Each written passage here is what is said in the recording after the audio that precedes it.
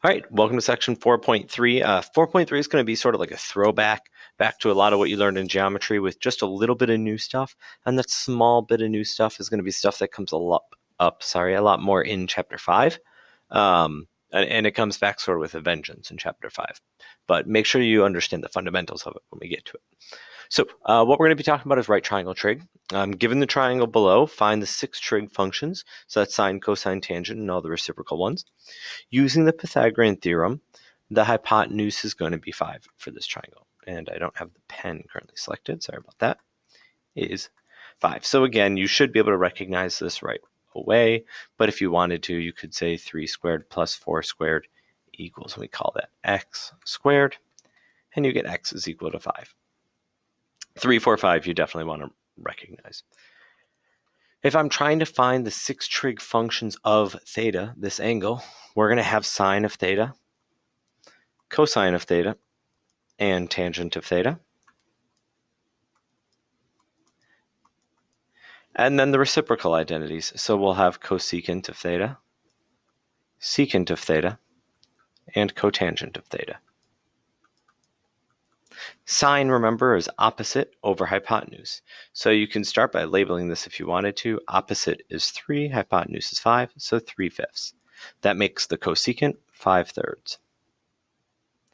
Cosine is adjacent over hypotenuse, so 4/5, which makes the secant 5/4. And tangent is opposite over adjacent, which will be 3/4. So cotangent will be the reciprocal 4/3. Again, that shouldn't be new at all. That's just a reminder to how right triangle trig works. So moving in, if I tell you that the sine of some angle is equal to 2/3, what we're going to do is sketch a triangle depicting the situation and find the remaining 5 trig functions. So I know what sine is. What I'm looking for is cosine, tangent, cosecant, secant, and cotangent. Now, right off the bat, the easiest thing to fill in is if I know the sine is 2/3, that means cosecant is 3/2. And then what we're going to have to do for this is draw a right triangle. It doesn't matter how you make this right triangle in particular yet. So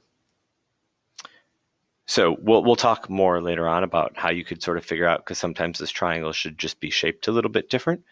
But right now, this is going to be the triangle that we want, and it's going to be the correct one in the first place. So the sine is 2/3. That means my opposite side is a +2, and my hypotenuse is a +3.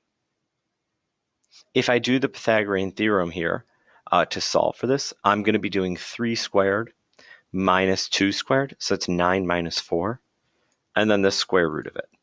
And again, if you wanted to, I don't know why I just put an X there. If you wanted to, you could say 2 squared plus x squared equals 3 squared, and you'll get x equals square root 5. Some of you will need to actually be doing that just, as a safety net, and that's fine. So now, in respect to this angle, I can say here's my adjacent, my hypotenuse, and my opposite. The only way in which the previous problem was different than this one is, in this problem, I gave you a triangle. In this problem, I gave you a sine, which really gives you the opposite and hypotenuse, so you can get the adjacent. My cosine then, adjacent over hypotenuse, so √5/3. My tangent, opposite over adjacent, so 2/√5, which cannot be left as that. I need to rationalize this by multiplying by √5/5. So 2√5/5. Secant, I flip this, so 3/√5, which again needs to be rationalized. So I get 3√5/5. And cotangent. The tricky thing with cotangent is you do not want to flip this to √5/5, because that's going to put the square root back into the denominator. So what I'll do is flip the original tangent and just have √5/2. It doesn't matter if you decided that you were going to flip this one, you're going to get that same answer. It's a matter of just having to do a little bit more work.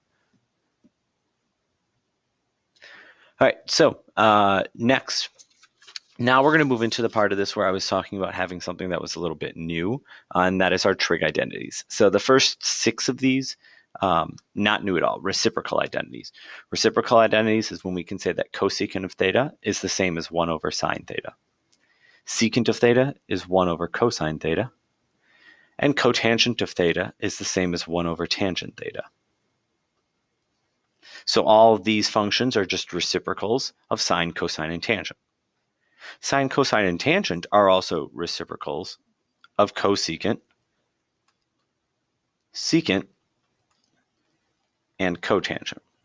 What you want to get used to is the idea that, if I see a cosecant, that's the same as 1 over sine. What we're going to be doing is a lot of stuff that's going to involve wanting to cancel things out or get rid of things. And part of it is going to be knowing that you could rewrite this. Tangent is equal to sine over cosine. Remember we said that tangent is y over x, and sine is y and cosine is x. Cotangent is just the reciprocal of this, so that's going to be cosine over sine. So this gives me a different way of writing cotangent and tangent. Depending upon the problem, one of those is going to be a better approach than the other. Sort of becomes like a puzzle. And then we have the Pythagorean identities. So there are 3 Pythagorean identities, but all of them sort of stem from the first one.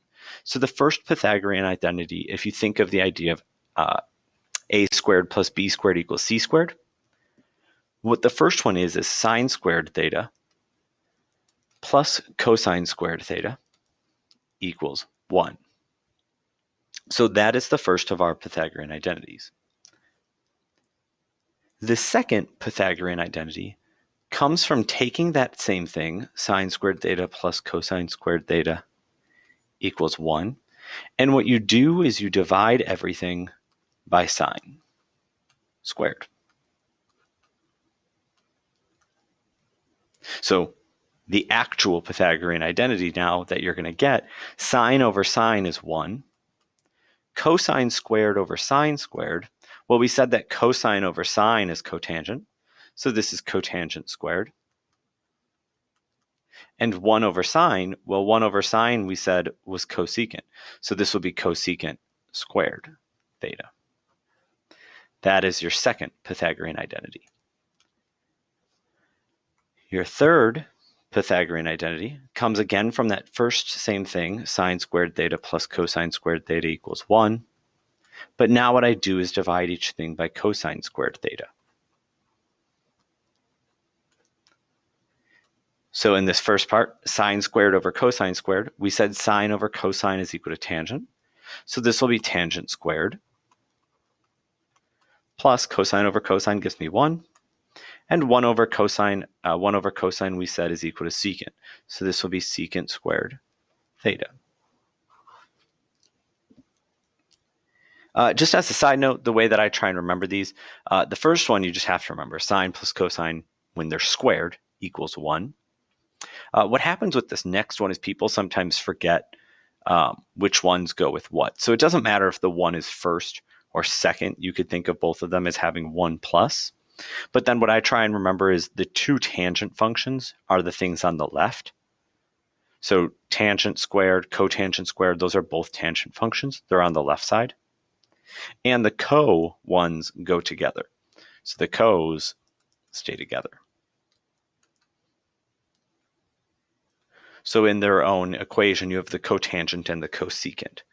The cosine, you already know, is in the sine squared plus cosine squared. And all of your trig functions are used. So if you knew, okay, sine squared plus cosine squared, the co ones are together. That would leave you with tangent and secant. And then you just remember that the tangents are the ones on the left with the 1.